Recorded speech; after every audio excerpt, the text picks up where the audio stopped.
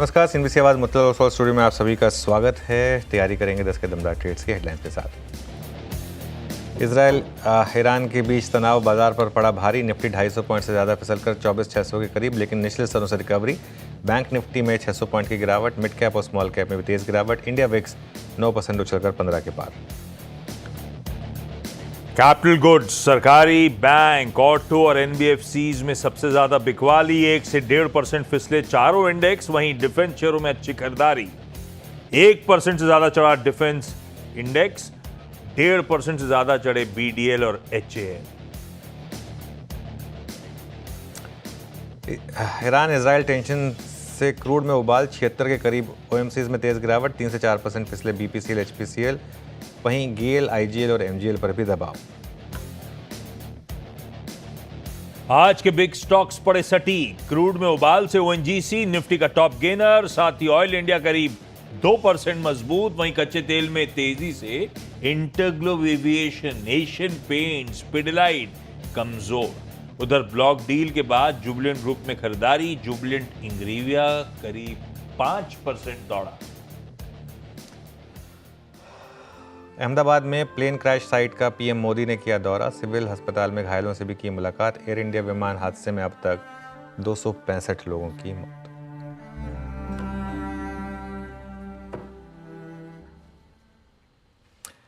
आगे बढ़ते हैं 10 के दमदार ट्रेड्स में। हमारे साथ शिल्पा राउत और प्रशांत सावंत पिछले शो से बने हुए हैं। साथ ही हमारे साथ अरिहंत कैपिटल मार्केट से कविता जैन और कोटक सिक्योरिटीज से अमोल अठावले जुड़ेंगे। बिग मार्केट वॉइसेस में कंप्लीट सर्कल के मैनेजिंग पार्टनर और सीईओ गुरमीत चड्डा जुड़ेंगे हमारे साथ। और टेक्नो फंडा अप्रोच के लिए जीएम फाइनेंशियल सर्विसेज के पीएमएस के मैनेजिंग डायरेक्टर आशीष चतुर्मोहता हमारे साथ आज शो में जुड़ने वाले हैं। लेकिन इससे पहले एक नज़र जरा मार्केट पर डालते हैं। निफ्टी ने आज ओपन लो बनाया, ध्यान रखिएगा इस चीज़ को। ओपन लो निफ्टी ने, और वो लेवल था आपकी स्क्रीन पर आएगा 24,473। जहाँ खुले वही आज का लो, और वहाँ से करीब करीब अब हम 170 पॉइंट के करीब रिकवर हो चुके हैं निफ्टी पर। हालांकि अभी भी नीचे, और देखिए 24,473 पर कोई ट्रेड नहीं हुआ होगा। मोर और लेस मान के चलिए कि 24,560 के करीब हम खुले। वहाँ से थोड़ी सी रिकवरी की हम कोशिश कर रहे हैं। बैंक निफ्टी में अगर आप देखें तो बैंक निफ्टी का भी आज ओपन लो सेम है, 55,149.3। अगेन यहाँ पर भी, वहाँ पर तो कोई ट्रेड नहीं हुआ होगा। वहाँ पर करीब करीब 55,400-450 के करीब मेरे ख्याल से मामला था। वहाँ पर हम अभी भी उसी लेवल पर इंटैक्ट हैं। तो ये कुल मिलाकर अब तक का निफ्टी और बैंक निफ्टी का आकलन। मिड कैप में अच्छी रिकवरी आ रही है। अब जो खुले थे जहाँ से, वहाँ के मुकाबले तो काफ़ी अच्छी रिकवरी है। ये देखिए, अब आप 57,246 के लो के मुकाबले 58,000 के ऊपर। एडवांस डिक्लाइन भी ठीक ठाक रिकवरी दिखा रहा है आपको। और उसके अलावा आप अगर इंडिया विक्स देखें, मैं आज थोड़े से लार्ज इंडिसेस पर पहले फोकस कर रहा हूँ, स्टॉक स्पेसिफिक जाने के बजाय। इंडिया विक्स देखें आप, खुला था कहाँ 16 के आसपास, अब हम आ गए हैं करीब करीब 15-26 पर। तो वहाँ पर भी आपको थोड़ा सा कूल ऑफ देखने को मिला है। हालांकि मार्केट अभी भी, जैसे कहते हैं ना, नॉट आउट द वुड्स, दिक्कत में है अभी भी, down but not out, let's put it that way. Reliance, SBI, Kotak bank, ये कुछ स्टॉक्स हैं, एचडीएफसी बैंक, जिन्होंने मार्केट के ऊपर प्रेशर डाला अच्छा खासा। बीईएल और ओएनजीसी और कुछ फार्मा स्टॉक्स में मोमेंटम आ रहा है। सिप्ला और डॉक्टर रेड्डीज ये ग्रीन में आए। एफएनओ की जहाँ तक बात है, एफएनओ में आपके टॉप लूजर्स में हैं इंटरग्लोब एविएशन, आईजीएल, एचपीसीएल, महानगर गैस, कैम्स, एनसीसी, पिडिलाइट। और टॉप गेनर्स में भारत डायनामिक्स 2.6% ऊपर, ऑयल इंडिया और हिंदुस्तान एरोनॉटिक्स। तो डिफेंस बेसिकली आज स्टैंड आउट कर रहा है क्लियरली। यहाँ पर आज आपको बैंक देखने को मिलेगी। और इस पे सुबह चर्चा भी हुई थी कि डिफेंस स्टॉक्स आज आउट परफॉर्म करेंगे। वो पॉकेट सही में खुलने के बाद से स्क्रीन पे बढ़िया रिकवरी के ट्रेड, और सबसे बेहतर करती हुई पॉकेट और डिफेंस इंडेक्स आपकी स्क्रीन पे। डिफेंस पे वकालत करने वाले दो जाने माने बाजार के चेहरे जो है ना, गुरमीत और साथ साथ चतुर्मोहता, ये दोनों साहब लोग इस शो में आगे होंगे। सब इन सब पे चर्चा हो रही होगी। लेकिन अब आज सुबह के 10 के दमदार ट्रेड्स की तरफ बढ़ा जाए। शिल्पा जी, प्रशांत जी, अठावले साहब और कविता जी सब स्क्रीन पे हैं। शिल्पा जी, वैसे आप सबको गुड मॉर्निंग। शिल्पा जी, इस समय के प्रिफर्ड पिक्स आज के 10 के दमदार ट्रेड्स कौन से लग रहे हैं आपको और क्यों? जी आशीष जी, एक बाय रहेगा, एक सेल रहेगा। बाय रहेगा आरबीएनएल में। समहा आरबीएनएल में एक स्ट्रेंथ है, 400 के ऊपर सस्टेन कर रहा है। यहाँ से मुझे लगता है 420 से 425 इसके आपको इमीडिएट टारगेट्स आते हुए मिलेंगे। तो 400 के स्टॉप लॉस से आरबीएनएल पे बाय कर सकते हैं फॉर टारगेट्स ऑफ 420 एंड 425। दूसरा मेरा सेल रहेगा डाबर पे। डाबर में एक वीकनेस है और यहाँ पे मुझे लगता है 470 टू 475 जोन पे क्लस्टर ऑफ रेजिस्टेंस है। तो 475 के स्टॉप लॉस से डाबर पे सेल कर सकते हैं। पहला टारगेट 452 का रहेगा, इसके नीचे जाता है तो 445। ओके, चलिए तो एक बाय और एक सेल, आरबीएनएल बाय और डाबर सेल, ये हो गई शिल्पा जी की trades. Kavita ji good morning. Kavita ji आपकी दो ट्रेड्स।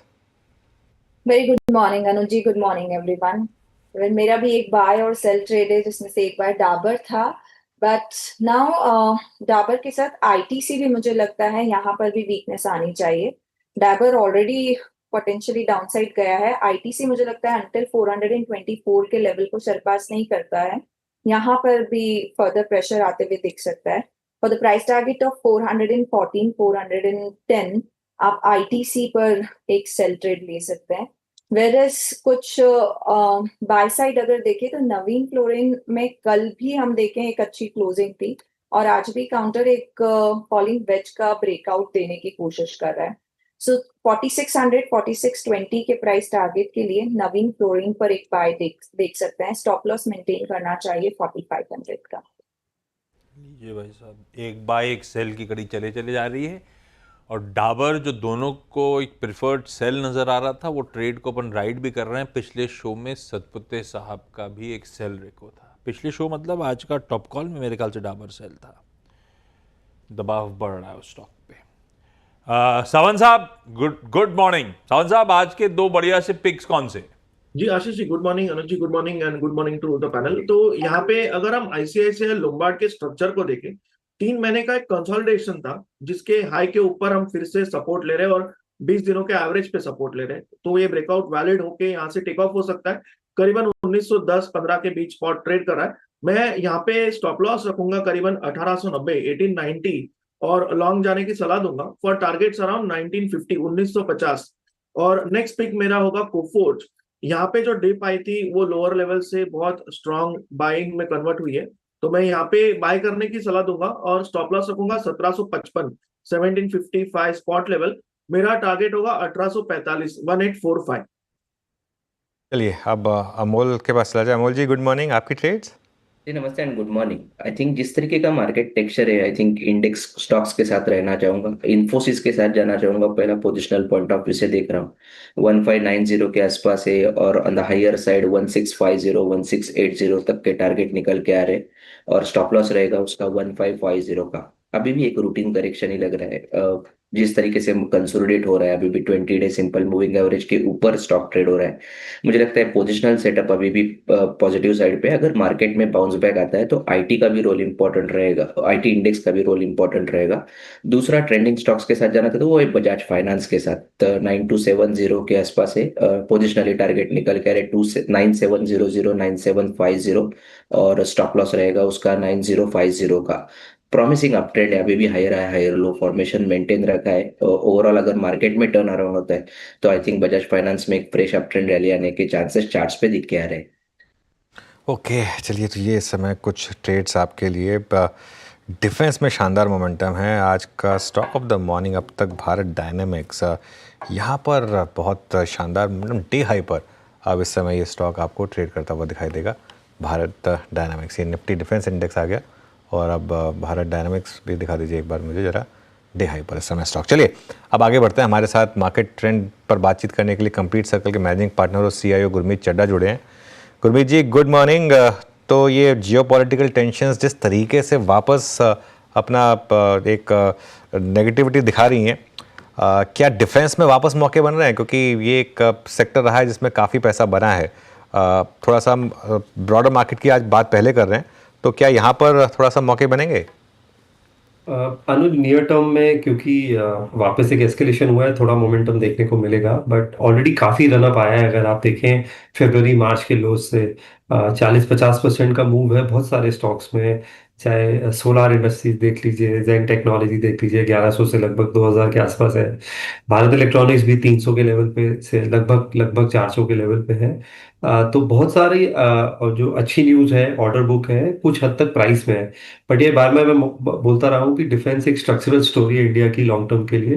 तो जब भी अच्छे मौके मिले आपको डिप्स के, तो उसमें ऐड करते रहिए। अभी दो बड़े नियर टर्म डेवलपमेंट भी है अनुज। एक तो जो इमरजेंसी परचेज गवर्नमेंट ने ऑथराइज करी है 40,000 करोड़ की, वो नोटिफाई होगी कि कहाँ कहाँ वो 40,000 करोड़ स्पेंड होगा। दूसरा एक बड़ा प्रोजेक्ट है, प्रोजेक्ट कुशा, जो कि आपका एक लॉन्ग टर्म प्रोजेक्ट है long range surface to air missile के लिए और आपके एयर डिफेंस सिस्टम के लिए। वो भी काफी बड़ा प्रोजेक्ट है, जिसमें स्पेशली जो हमारा एयर डिफेंस है, ड्रोन डिटरेंस है, उसको हेल्प मिलने वाली है। तो उसमें आपका जेन है, भारत इलेक्ट्रॉनिक्स है, कई सारे नाम है। आपको वैल्यू चेन पूरा मैप करना पड़ेगा। बट नियर टर्म के लिए वैल्यूएशन स्ट्रेच्ड है। अगर आप साल भर के लिए या मोमेंटम चेस करने के लिए इन्वेस्ट कर रहे हैं, तो वैल्यूएशन थोड़े स्ट्रेच है, तो थोड़ा सा केयरफुल रहने की भी जरूरत है। सही बात है। डिफेंस स्टॉक्स की आज की कहानी नहीं है, जियोपॉलिटिकल कंसर्न्स तो काफ़ी लंबे समय से तूल पकड़े हुए हैं और आपने और आपके बाद जो आने वाले चतुर्वेदी साहब ने काफ़ी बार वकालत कर रखी है। उसका एक एग्जाम्पल है सोलर, जो आप काफ़ी समय से मेंशन कर रहे हो। जरा सोलर इंडस्ट्रीज का 6 महीने 1 साल का चार्ट उठाना है आप। वो भाई साहब 10,000 वाला कब देखते देखते 17,000 पहुंच गया, पलक झपकते हुए, रुक ही नहीं रहा है वो। गुरमीत, वो ट्रेड्स ब्यूटीफुली वर्क कर रहे हैं, फंडामेंटल रैशनल आप कई बार दे चुके हो। अब ये बताओ दूसरा पार्ट जो आपके साथ सुनता आया है सीएनबीसी आवाज पे, इवन गुरुकुल में जुड़े थे, जो समझते थे समीकरण सारे एंटर करे हुए हैं। ज्यादा इंपॉर्टेंट सवाल उतरना कब है। आप जैसे एडवाइजर्स, आप जैसे बाजार के जाने माने महारथी लोग, आप लोग क्या देखोगे जब रिटर्न रेशियोज कूल ऑफ होना शुरू होंगे या सेक्टर के टेलविंड ठंडे पड़ रहे हो। सेक्टर के टेलविंड तो खैर ठंडे पड़ते हुए दिख नहीं रहे, लेकिन इंडिविजुअल स्टॉक पे फिर कॉल कैसे लूंगा, कब उतरना है मुझे, आप क्या वॉच करोगे, कब वो ब्रेक प्रेस करोगे? बहुत बहुत अच्छा सवाल है आशीष। तो दो दो ट्रिगर होते हैं आशीष। एक होता है जैसे आपने बोला साइज ऑफ अपॉर्चुनिटी। अगर आपको साइज ऑफ अपॉर्चुनिटी बड़ी लग रही है, जैसे फॉर एग्जांपल सोलर के केस में डिफेंस की बुक अब जाके 20% हुई है ओवरऑल बुक के। वो मेनली तो अमोनियम नाइट्रेट और एक्सप्लोजिव्स बनाते हैं, बल्क एक्सप्लोजिव्स बनाते हैं। सबसे बड़ा कस्टमर उनका कोल इंडिया है। तो एक तो इंडस्ट्री प्ले है कि पावर डिमांड बढ़ रही है, इंडस्ट्रियल रिवाइवल है। तो एक तो इकोनॉमिक प्ले जिसे आप बोल सकते हो, जिसे आप बल्क एक्सप्लोजिव्स में, कैपिटल गुड्स वाली साइड में आप डाल सकते हो। दूसरा डिफेंस पिक्चर है जहां पे इनोवेशन हो रहा है। कल उन्होंने एक और अपना सक्सेसफुली टेस्ट किया वेपन, जो आपका VTOL हम बोलते हैं, वर्टिकली अगर ड्रोन को अगर आपको ऊपर ले जाना है और लैंड कराना है, जो कि हमने मूवीज में देखा होगा, वो सक्सेसफुली टेस्ट हुए। VTOL बोलते हैं टेक्नोलॉजी को, लॉइटरिंग एम्यूनिशन के लिए। वो UAV लंबा समय तक रह सकता है। मुझे ऐसा लगता है कि कुछ कंपनीज में जैसे सोलार में डिफेंस बुक 40-50% हो सकती है अगले 4-5 साल में, जिसका मतलब है ब्लेंडेड मार्जिन भी बढ़ेंगे। तो हो सकता है नियर टर्म में, क्योंकि स्टॉक काफी तेज रन अप किया है, कंसोलिडेट करे, स्ट्रेच करे। बट अगर आपको बड़ी अपॉर्चुनिटी दिख रही है तो बने रहिए। थोड़ा सा कॉन्सेंट्रेशन मैनेज करिए। हम क्या लेना है इस पे बहुत डिस्कस करते हैं, कितना लेना है इस पे बहुत कम डिस्कशन करते हैं, और ये बहुत बड़ा पार्ट है वेल्थ क्रिएशन का। तो अगर आपने, जैसे हमारे पास सोलार 3 डिजिट में था, आज 5 डिजिट है, तो अगर पोर्टफोलियो का हमारे एक केस में 10-12% से ऊपर चला गया था, तो हमने थोड़ा सा ट्रिम किया, उसको रैशनलाइज किया। सिमिलरली इन्वेस्टर पोर्टफोलियो में भी अगर कंसंट्रेशन स्टॉक का बहुत बढ़ रहा है और वो बहुत हाई वैल्यूएशन मल्टीपल पे है, तो आप ट्रिम करिए अगर आपको लगता है लॉन्ग टर्म प्रोस्पेक्ट अच्छा है। आप एग्जिट करिए अगर आपको लगता है कि वैल्यूएशन बहुत ज्यादा स्ट्रेच हो गया है, 150-200 पी हो गया है, या मान लीजिए 40-50 टाइम्स EV एबिटा हो गया है। तो ट्रिम करना अगर लॉन्ग टर्म प्रोस्पेक्ट्स अच्छे हैं, और एग्जिट करना अगर आपको लगता है गुड न्यूज प्राइस में है, इस हिसाब से कॉल लेना चाहिए। ओके, बिल्कुल। अच्छा, अब आते हैं इस पूरी वॉर ने जो वापस एक समीकरण बदल दिए हैं, क्रूड ऑयल। अब इसमें काफ़ी मूविंग पीसेस हैं, ONGC, ऑयल इंडिया, लेकिन यहाँ पर हायर लेवल पर वो विंडफॉल टैक्स की तलवार रहती है हमेशा। HP, BP, IOC यहाँ पर काफ़ी समय से अच्छे मार्जिन बन रहे हैं, लेकिन अब वापस क्रूड में बॉयल आ गया। एशियन पेंट्स, पिडिलाइट है, इंटरग्लोब है। इस पूरी स्पेस को अब आप कैसे देख रहे हैं, और यहाँ पर क्या आपके टॉप आइडियाज़ होंगे? तो अनुज, हमने हमेशा ऑयल मार्केटिंग कंपनीज अवॉइड किया है, क्योंकि जहां प्राइसिंग आपके हाथ में नहीं है, जब क्रूड गिर रहा था तब भी प्राइसेस नहीं बढ़े थे, तो ऐसा लग रहा था मार्जिन बढ़ेगा, बट गवर्नमेंट ने बीच में ड्यूटी बढ़ा दी थी। अभी क्रूड बढ़ेगा तब भी कोई, मुझे लगता नहीं है कि $5-10 प्राइस हाइक से कुछ रिटेल प्राइस में चेंज होने वाला है। तो जहां प्राइसिंग आपके हाथ में नहीं है वहां पे लंबा पोजीशन लेना बनता नहीं है। हाँ, अगर शार्प करेक्शन आता है जैसे आज आ रहा है, आप टैक्टिकल ट्रेड ले सकते हैं। मैंने देखा है कि जब शार्प करेक्शन आता है ओएमसीज में, तो एक अच्छा टैक्टिकल बाउंस देता है आपका। तो आपका जो सैटेलाइट पोर्टफोलियो है उसमें आप अगर ऐड कर सकते हैं, अगर 1-2 दिन और वीकनेस रहे। ऑयल डेरिवेटिव्स में भी हम पेंट्स को लेके नेगेटिव रहे हैं काफी समय से, मैंने कई बार आपसे चर्चा की है, क्योंकि जब भी कोई नया डिसरप्टर आता है वो मार्जिन, और बिरला ओपस अगर आप देखें तो 4-5% मार्केट शेयर, जो इंडस्ट्री डेटा है वो बता रहा है, ले रहा है, उसका मार्जिन पे भी इम्पैक्ट है। तो हमने देखा एशियन पेंट्स 1 साल से 1.5 साल से स्ट्रगल कर रहा है। एक स्पेस जो मुझे अच्छी लगती है वो एयरलाइन स्पेस है, क्योंकि ये टेम्पररी है। जो अनफॉर्चुनेट इवेंट भी हुआ है कल, प्लस अब ये क्रूड में जो हुआ है, बट जो इंडिया का ट्रैवल स्टोरी है, कंजम्पशन बास्केट है, ये बहुत स्ट्रक्चरल है। बहुत नए ट्रैवलर्स आएंगे, existing travellers up the ladder जा रहे हैं, और ये डिस्क्रिशनरी कंजम्पशन का एक बहुत इंपॉर्टेंट प्ले है। तो मैं बायर होऊंगा एविएशन स्टॉक्स में, और बाकी स्पेसेस को अनुज में अवॉइड करूँ। एविएशन स्टॉक्स में से मेरे को लगता है वो कहना चाहते होंगे स्टॉक में, पर ठीक है जेनरिक करेंगे क्योंकि स्टॉक की बात नहीं कर रहे होंगे, है ना? ऐसा होगा ना गुरमीत? बिल्कुल बिल्कुल, इंटरग्लोब की बात कर रहा हूँ आशीष। अरे मैं आपके पिछले आंसर पे रुका हुआ था, अब वो जहन में घूम रहा है, तो मैंने कहा उसे बात, उसको फॉलो अप में ले लिया जाए। क्या लेना है, कितना लेना है, ये दोनों इंपॉर्टेंट है। अगर आज गुरमीत को मैं 100 रुपये देता हूं, आप उसे आइडियली, आपका आइडियल एलोकेशन क्या है? इक्विटीज, डेट और इवन वो प्रेशियस मेटल्स, कैसे एलोकेट करोगे? रिस्क प्रोफाइल छोड़ देते हैं। तो आशीष, हमने चर्चा करी थी गुरुकुल के समय भी, कि मैंने बार बार बोला है कि ये साल बैलेंस्ड एलोकेशन का है। आपको बॉन्ड और कमोडिटीज में भी अच्छा पैसा बनेगा, तो रिस्क एडजस्टेड रिटर्न देखना चाहिए। मेरा ये मानना है, जो आरबीआई ने किया है पिछले हफ्ते रेट कट से और सीआरआर कट से, मैंने कैश रिजर्व रेशियो को 3% पे तो नहीं देखा, 4 के नीचे देखा ही नहीं अपने। हो सकता है मेरी मेमोरी अगर हो रही हो, मैंने नहीं देखा है। ये बहुत बड़ा शिफ्ट है, जहां इंडिया एक बोल्ड स्टेटमेंट दे रहा है कि हम अपना बैंकिंग सिस्टम अब ये देख के कि डॉलर इंडेक्स कहाँ है, यील्ड कहाँ है, 10 ईयर यूएस की नहीं चलाएंगे, डोमेस्टिक की ग्रोथ फोकस और इन्फ्लेशन डायनेमिक्स को देख के चलाएंगे। और फ्रंट लोड किया है इसको, और इसके कई इम्प्लीकेशंस हैं। और मैंने बहुत समय बाद 10 ईयर यूएस बॉन्ड और 10 वो निकल गया। 2% का कैप देखा है। तो मुझे लगता है कि जो बॉन्ड्स हैं उसमें, लॉन्ग डेटेड बॉन्ड्स में थोड़ा एक्सपोजर रहना चाहिए। तो मैं कहूंगा 70 इक्विटी, 20 लॉन्ग डेटेड बॉन्ड्स और 10% गोल्ड, सिल्वर, प्रेशियस मेटल्स में होना चाहिए। चलिए, मीन वाइल वो विजुअल्स जो आप देख रहे थे प्राइम मिनिस्टर के, उनमें से एक वो जो सर्वाइवर, लोन सर्वाइवर 11 से कोई सीट, हाँ, हो वो उसके सर्वाइवर जो है उनसे बातचीत हो रही थी। तो वो इस समय आपको आई थिंक ये पीछे गुजरात के सीएम जी भी हैं। तो ये हाँ, ये गुरमीत आप जब बोल रहे थे तो हम लोग यही बात कर रहे थे कि वहाँ चलते हैं, इसलिए आपको शायद ऑडियो लीक हुआ होगा वो, क्योंकि तभी वो लोन सर्वाइवर, बिल्कुल लोन सर्वाइवर उस फ्लाइट में से हाँ। चलिए अब आगे बढ़ते हैं। मीन वाइल आईटी स्टॉक्स में अब थोड़ी सी रिकवरी आ रही है, वो थोड़ा मार्केट को भी पुल कर रही है। इस समय आप देखिए निफ्टी आईटी जरा एक बार यहाँ पर मूव आपको अच्छे दिखाई देंगे, और ख़ासतौर से मिड कैप आईटी। गुरमीत, काफ़ी अच्छे मूव्स देखे हैं हमने मिड कैप आईटी में।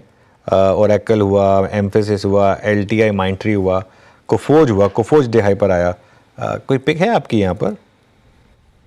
तो अनुज, 2-3 स्टॉक्स ने क्लियरली आउट परफॉर्म किया है मिड कैप आईटी में। कोफोर्ज ने किया है, परसिस्टेंट ने किया है, क्लियर आउट परफॉर्मेंस रहा है। बट वैल्यूएशंस, स्पेशली जो अभी यूएस इकोनॉमी में हो रहा है, बहुत स्ट्रेस्ड है। हालांकि मैं परसिस्टेंट और कोफोर्ज को खाली आईटी सर्विसेज कंपनी नहीं मानता हूँ। उनका रेवेन्यू मिक्स बहुत डाइवर्सिफाइड है, आईपी रिलेटेड प्लेस भी अच्छे हैं। मैं आईटी पे अभी थोड़ा अनुज अंडरवेट रहूंगा। हमारे पोर्टफोलियो में एचसीएल टेक है और थोड़ा एक्सपोजर केपीआईटी में है, बट अगर आप इंडेक्स के हिसाब से देखेंगे तो हमारा ओवरऑल आईटी एक्सपोजर 4-5% से ऊपर नहीं है। मैं देखना चाहूंगा थोड़ा एनवायरनमेंट इंप्रूव हो यूएस में, यूरोप में एनवायरनमेंट इंप्रूव हो। केपीआईटी ज्यादातर ऑटो प्ले है, मतलब जिसे हम टेक विद इन ऑटो बोलते हैं, एम्बेडेड सॉफ्टवेयर प्ले है। तो हम आईटी पे थोड़ा सा न्यूट्रल है और अंडरवेट है, बट जैसे जैसे इकोनॉमिक रिकवरी आएगी ग्लोबली, बट एक बात मैं मानता हूँ कि अंडर ओन्ड है ये सेक्टर। ये और एक केमिकल्स एक ऐसा सेक्टर है कि जब भी टर्न अराउंड होगा, आपको अपसाइड बहुत अच्छा मिलेगा। तो केमिकल्स में हमने थोड़ा सा डिप करना शुरू किया है, क्योंकि इंस्टीट्यूशन ओनरशिप बहुत कम है, वैल्यूएशन बहुत रीजनेबल है। आईटी और केमिकल में फर्क ये है कि वहाँ इकोनॉमिक आउटलुक भी अनसर्टेन है, केमिकल में वैल्यूएशन बहुत सस्ते हुए हैं। तो जब भी अपसाइड होगा तो ये हमारे लिए थोड़ा सा कॉन्ट्रा प्ले है, हम आगे जाके इसमें थोड़ा पोजिशन बढ़ाएंगे। अच्छा, आपके लिए तो क्या लार्ज कैप क्या मिड कैप, आप लोग तो इंटेंसिव एक्सटेंसिव स्टडी सब करते होगे। जेनरिक आंसर, क्या ये आरबीआई की जो booster mega interesting surprising policy Friday को आई थी उसके बाद कुछ बदला है क्या आपने? क्या ऐसा है कि लार्ज कैप्स की तरफ रुझान बढ़ रहा है, ये इस समय हो रहा है क्या? आप लोग अगर नया पैसा डाल रहे हो, ज्यादा कन्विक्शन हमेशा ही रहेगा, ज्यादा कन्विक्शन लार्ज कैप्स में, लेकिन ऐसा हो रहा है कि मिड कैप से ज्यादा बेहतर हम लार्ज कैप्स को इस समय मान के चल रहे हैं, कुछ बदला क्या? नहीं, आरबीआई पॉलिसी की बात नहीं बदला है आशीष, थोड़ा सा वैल्यूएशन मैट्रिक्स चेंज हुए हैं, क्योंकि स्मॉल मिड कैप में बहुत तेजी आई एकदम से मई में स्पेशली। तो बहुत बहुत बहुत बहुत जगह स्टॉक्स 30-40% चल गए कुछ हफ्तों में। अगर आप देखिए कैपिटल मार्केट प्ले, आप देखिए सीडीएसएल देखिए या बीएससी देखिए या एसेट मैनेजमेंट कंपनीज देखिए, बहुत शार्प अपसाइड आया। जब एक्टिविटी डाउन हुई थी तब भी आया था, ये बहुत बीटा प्ले है विद इन फाइनेंशियल्स। तो यहाँ पे हम अब थोड़ा केयरफुल है और ऐड नहीं करेंगे, क्योंकि कैपिटल मार्केट जो प्ले है वैल्यूएशन स्ट्रेच हो जाता है। आप 60-70 का मल्टीपल देके अगर एक्सचेंज और डिपॉजिटरीज लेंगे तो नियर टर्म में डिसअपॉइंटमेंट होने वाला है। तो वहां थोड़ा हम अंडरवेट होके बैंक्स में जाता आ गए, क्योंकि बैंक्स में वैल्यूएशंस जो है रीजनेबल थे। लेकिन केमिकल्स में हमने स्मॉल कंपनीज भी उठाया है। तो एक कंपनी है जैसे जेजी केमिकल्स, जिंक डाइऑक्साइड में और जिंक रिसाइक्लिंग में है, early mid tin P multiple पे है, 160 करोड़ का कैश है। तो वहां पे हमने थोड़ा सा स्मॉल मिड कैप उठाया है। वाटर ट्रीटमेंट अगर आप देखेंगे, वहां पे small mid cap companies reasonable valuation पे है, तो वहां पे उठाया। तो फोकस वैल्यूएशंस पे और साइज ऑफ अपॉर्चुनिटी पे है, लार्ज मिड कैप पे इतना नहीं है। हाँ, रिलेटिव अपॉर्चुनिटी लार्ज कैप में सेफर ज्यादा लग रही है। अगर आप देखिए रेट कट के बाद से आईसीआईसीआई बैंक नीचे है, जो बेस्ट परफॉर्मिंग स्टॉक है बैंक निफ्टी का, तो आप डेफिनेटली ऐड करेंगे। फेडरल बैंक आपको एक बुक वैल्यू पे मिलेगा, तो आप डेफिनेटली ऐड करेंगे। आईटीसी आपको 15-16 के पी मल्टीपल पे मिलेगा, और क्योंकि बैड ग्रुप बेच रहा है, स्टेक सप्लाई प्रेशर है, तो आप ऐड करेंगे 410, 15, 20 रुपए के लेवल पे। तो साइज ऑफ द अपॉर्चुनिटी और वैल्यूएशन है, लार्ज मिड कैप वैसा नहीं है। बट मैं अग्री करता हूँ, पोर्टफोलियो का बायस थोड़ा सा लार्ज कैप की तरफ ज्यादा हुआ है। बिल्कुल टाइप फीलिंग आ रही है। ये सब बातें होती थी वहां पे, आज रिपीट हो रही हैं, और ऊपर से गुरमीत के पीछे बैठे हैं चतुर्मोता साहब। Gurmeet, thank you so much जुड़ने के लिए, पूरा गुरुकुल लगा दिया है चैनल पे आज। चतुर्मोता साहब लाइए भाई, आशीष चतुर्मोता साहब जुड़ते हुए जेम फाइनेंशियल्स के। आशीष जी, गुड मॉर्निंग आपको। Good morning. लास्ट मुलाकात, आज की मुलाकात, काफी कुछ बदला सा माहौल है। कहाँ पहले हम रेजिस्टेंस पे अटक रहे थे तो अफसोस कर रहे थे उस बात का, और कहाँ सारे सपोर्ट ही उड़ा दिए बाजार ने।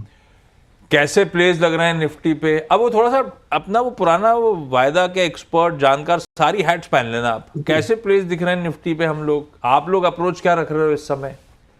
बिल्कुल बिल्कुल, गुड मॉर्निंग आशीष। तो देखिए, जहां तक कि हम कल भी जब हम शो पे थे तो ये बात उठी कि 20 डे मूविंग एवरेज को बाजार ने जब तोड़ा तो थोड़ा सा एक कंसर्न जरूर बना, क्योंकि ये एक ऐसा पॉइंट था जहां से एक ब्रेकआउट की बहुत एक अच्छी संभावना बाजार में बनी हुई थी। और खास तौर पर तब जब आप देख रहे थे कि पूरा बीएफएसआई स्पेस एक अच्छी स्ट्रेंथ दिखा रहा है, क्योंकि इसका वेट काफी अच्छा था।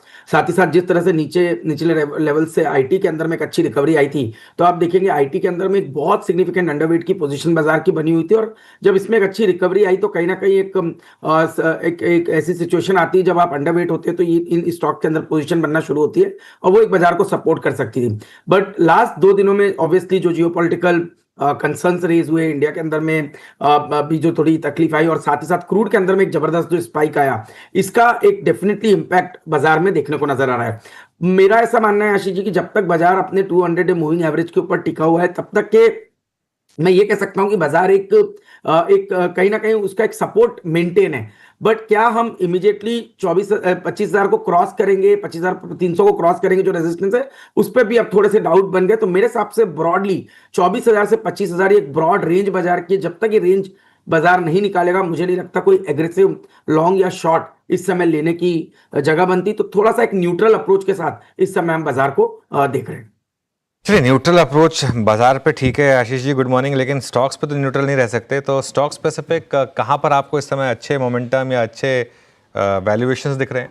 बिल्कुल, तो जैसे मैंने कल कहा, अगर से हम लार्ज कैप्स की बात करें तो पहले BFSI स्पेस हमें बहुत अच्छा लगता है अनुज, क्योंकि 100 बेसिस पॉइंट का CRR कट डेफिनेटली बहुत पॉजिटिव इंपैक्ट करेगा, क्योंकि और जो जिस तरह से रिस्क वेट को कम किया गया तो लेंडिंग, बैंक की जो लेंडिंग है NBFCs को बढ़ेगी, जिसकी वजह से क्रेडिट ग्रोथ काफी अच्छा आएगा। 12-13% की लोन ग्रोथ बैंकिंग की आ रही है, बट वहीं पे अगर से हम देखें NBFCs की लोन ग्रोथ 15-16% के आसपास आ रही है। तो वहां पर पे मुझे लगता है Shriram finance, Cholamandalam, Bajaj finance, Bajaj Finserv, ये स्टॉक हमें काफी पसंद है। थोड़ा सा आईटी में बहुत लंबे समय के बाद हमें लगता है कि एक अब कहीं ना कहीं बॉटम अप अप्रोच करना शुरू करना पड़ेगा, तो मिड कैप आईटी पे खासतौर पे हमारा रुझान बना हुआ है। और वहां पर पे मुझे कुछ स्टॉक जैसे कि परसिस्टेंट, कोफोर्ज और ओरेकल फाइनेंस, ये स्टॉक्स अच्छे लग रहे हैं। इनमें मुझे लगता है कि एक पॉजिटिव रुझान बनता हुआ नजर आना शुरू हो जाएगा। तीसरा मेरा मानना है कि आप देखेंगे थोड़ा सा जो MCX जैसे जो ट्रेड एक्सचेंजेस के, वो हमें अच्छे लगते हैं, क्योंकि एक तो गोल्ड और सिल्वर दोनों में काफी एक्शन है, साथ ही साथ इलेक्ट्रिसिटी डेरिवेटिव्स का भी जो MCX में चालू हो जाएगा एक्टिविटी, तो उसकी वजह से और एक फर्दर वॉल्यूम्स में जंप आना शुरू होगा। तो ओवरऑल मुझे लगता है कि MCX एक बेहतरीन अपॉर्चुनिटी है पूरे एक्सचेंजेस में प्ले करने के लिए। हमने BSE के अंदर पहले कहा था कि हमने उसमें प्रॉफिट बुकिंग की है, और हमें लगता है कि वो स्विच कहीं ना कहीं MCX काफी बेहतर इस समय पे नजर आ रहा है। दूसरा, जो गिरते हुए इंटरेस्ट रेट है, उसका बेनिफिट रियल एस्टेट को काफी अच्छा मिलेगा, और वहां पर मुझे लगता है कि सिलेक्टिव अप्रोच होना चाहिए। तो हमें मैक्रोटेक डेवलपर्स यानी कि लोढ़ा काफी पसंद आ रहे हैं। लोढ़ा डेवलपर्स के अंदर में हमें लगता है एक तो साइज ऑफ अपॉर्चुनिटी काफी अच्छी है, और सारे सेगमेंट में डेटा सेंटर्स बना रहे हैं, वेयर हाउस बना रहे हैं, रेसिडेंशियल कमर्शियल सब कुछ कर रहे हैं। तो डेफिनेटली मुझे लगता है कि एक लैंड पार्सल भी काफी हैवी है, तो उसका बेनिफिट लोढ़ा डेवलपर्स के अंदर में देखने को नजर आ सकता है। ठीक बात है। अच्छा, पीछे कविता जी और अमोल अठावले साहब हैं। कविता जी, आप ओरेकल फाइनेंशियल्स का चार्ट रेडी रखना, आ रहा हूँ आपके पास। और अमोल, लार्ज ट्रेड के बाद जुबिलेंट फूडवर्क्स अब बढ़िया इंचअप कर रहा है, अब तो बढ़िया 2-2.5% इन ग्रीन है। आप इसकी चार्ट रेडी रखना। आशीष जी, एक बात बताओ, ये ट्रेड डील मोटा मोटी शायद US और चाइना की सील हो गई, ऐसा ट्रम्प साहब तो कॉन्फिडेंस से साउंड कर रहे हैं। डॉलर इवेंचुअली, इसका मतलब है स्ट्रेंथन होता हुआ नजर आ रहा होगा। शायद इवन चाइना के मार्केट्स बढ़िया रिएक्ट करना शुरू करें। एक कंसर्न बन जाएगा क्या चाइना वर्सेस इंडिया? वो हमेशा ट्रेड, और चाइना अट्रैक्टिव है तो बात सच है, सरदर्द उसके लिए अलग था। एक बार ट्रेड डील बढ़िया सील हो गई तो इन्फ्लोज वैसे भी अटके हुए हैं, ऐसा कोई FIs की मीनिंगफुल इन्फ्लोज तो आज तक आए ही नहीं है। फिर मामला दिक्कत में आएगा क्या? मैं कुछ ज्यादा ही सोच रहा हूँ, खाली दिमाग शैतान टाइप्स। नहीं, तो जो FI के इनफ्लो नहीं आ रहे हैं आशीष जी, उसमें एक बहुत बड़ा कारण ये भी है कि जो हमारा इंटरेस्ट रेट डिफरेंशियल है between India yield and US treasury yield, तो ये एक जो डिफरेंशियल है वो काफी कम रह चुका है। और जिस तरह से हम कंटिन्यूसली रेट कट कर रहे हैं, एग्रेसिव रेट कट्स हमने किए, तो उसके बाद ये डिफरेंशियल और कम रह गया, जिसके कारण भी आप देख रहे हैं कि FIs बहुत एग्रेसिवली अभी पार्टिसिपेट नहीं कर रहे हैं। और डेफिनेटली मुझे लगता है कि थोड़ा सा एक फ्लो जरूर चाइना की तरफ जा सकता है। बट अच्छी बात हमारा जो मानना है कि इंडिया के अंदर में एक तो अंडर ओनरशिप FIs की लंबे समय से बनी हुई है। आप देखेंगे कि डिकेडल लो होल्डिंग इस समय पे FIs की है इंडिया मार्केट में। और इंडिया एक ऐसा मार्केट है जहां पर आप बात कर रहे हैं 6.5-7% की GDP ग्रोथ की बात कर रहे हैं, ऑलमोस्ट 10% की नॉमिनल GDP ग्रोथ की बात कर रहे हैं। GST कलेक्शंस हमारे अच्छे आ रहे हैं। आपने देखा है कि जिस तरह से लिक्विडिटी इन्फ्यूज की है, तो लेंडिंग इन्वायरमेंट इंप्रूव होने वाला है। तो इसको देखते हुए मुझे लगता है कि इससे कम शायद FI इंडिया के अंदर में जाते हुए हमें नजर नहीं आते। इनफैक्ट शायद ये रेट डिफरेंशियल के अंदर में अगर से कोई भी पॉजिटिव कैटलिस्ट बनता है तो हो सकता है FIs वापस इंडिया के अंदर में जोर से बाइंग भी शुरू कर दे, बट इंक्रीमेंटल सेलिंग हमें कम नजर आती है। ये ठीक है, लेकिन वो USL का स्टॉक कुछ कर नहीं रहा है, क्लैरिटी नहीं आ रही इस वीकेंड में कुछ होना है नहीं होना है पार्टी वार्टी का। खैर ठीक है, अनसर्टनिटी के बीच में USL नीचे ही पड़ा हुआ है। Ashish ji, thank you so much जुड़ने के लिए। आशीष जी कुछ बोले नहीं, क्लैरिटी दे ही नहीं रहे। खैर कविता मैम, ये भाई साहब जुबिलेंट निकल पड़ा, जुबिलेंट फट गया। एक काम जुबिलेंट पे पहले चला जाए। जुबिलेंट फट गया क्योंकि अमोल जी उसमें ना आशीष जो विंडो में हुई ना डील, उसके बाद मुझे लग रहा है कि शॉर्ट फंस गए यहाँ पर जुबिलेंट फूडवर्क में। आज उसका मेन काम है, और ये स्टॉक एक्चुअली काफ़ी समय से वीक था, और आज इसमें जो ब्लॉक के बाद आई थिंक शानदार फट पड़ा। अब रुकने वाला नहीं है शायद ये। अमोल जी चार्ट देखें क्या एक बार? Jubilant FoodWorks large trade block window में हो गया था, और उसके बाद अब वाकई सॉलिड मूव्स। जी बिल्कुल, I think short term texture पे अगर हम देखते हैं तो काफी पॉजिटिव है। एक तो 200 डे सिंपल मूविंग एवरेज के पास रिवर्सल हुआ है और एक प्रॉमिसिंग रिवर्सल कैंडल है। एक स्टॉक इमीडिएट में थोड़ा सा रेंज में जरूर अटका है, जो on the higher side consistently एक 700 का जो एक रेंज है वहां पे एक कंसिस्टेंटली एक प्रॉफिट बुकिंग देखने को मिला है। बट वीकली चार्ट्स और डेली चार्ट्स पे अभी भी हायर बॉटम फॉर्मेशन कंटिन्यू है। पोजिशनल पॉइंट ऑफ व्यू से जरूर देखा जा सकता है 665 वहीं पे 200 डे सिंपल मूविंग एवरेज है, वो सपोर्ट लेवल रहेगा। अगर वो सस्टेन होता है तो मुझे लगता है पहला रेजिस्टेंस जो 700 का, और उसके बाद आई थिंक स्टॉक कहीं ना कहीं पोजिशनल पॉइंट ऑफ व्यू से 720 725 की तरफ देखता बढ़ता हुआ हम देख सकते हैं। भी 725 तक की कर रहा है जुबिलेंट फूडवर्क्स तैयारी। Kavita ji, quickly Oracle financials भी लाइकवाइज ऐसे ही मूव्स दिखा रहा है और आज की कहानी ने कई दिनों से लोअर लेवल से अच्छे मूव्स दिखाता हुआ। या आशीष जी, सो ओरेकल फाइनेंशियल्स पर हम ऑलरेडी ट्रेड दिए हैं जो नियर टू टारगेट है 9680 का। बट वंस ये इसके ऊपर सस्टेन करता है तो पॉसिबल मूव है कि ये 10,150 तक के लेवल की तरफ बढ़े। तो ऑलरेडी अगर पोजिशनिंग है तो मुझे लगता है 9540 का स्टॉप लॉस मेंटेन करना चाहिए। But at the same time अगर आप टेक महिंद्रा को देखिए तो मुझे लगता है वहां फर्दर मूव एक्सटेंड होते हुए दिख सकते हैं। For the price target of 1680 1690 के लिए आप टेक महिंद्रा यहाँ से फ्रेश पोजीशन में ले सकते हैं विद स्टॉप लॉस ऑफ 1635। इस पैनल का फिर बहुत बहुत शुक्रिया आज हमारे साथ जुड़ने के लिए। छोटा सा ब्रेक लेंगे, उसके बाद शेयर और कंजन आपके लिए लेकर आएंगे ट्रेडर्स हॉटलाइन।